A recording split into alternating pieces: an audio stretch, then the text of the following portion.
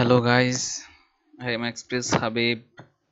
Now I can show you how to use Emo account on your desktop.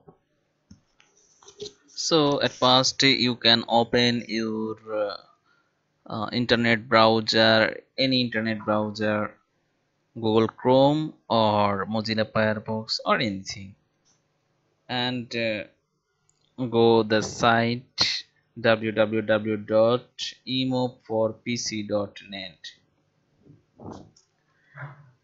and scroll and then click download. Just a moment, the emo download on your desktop computer.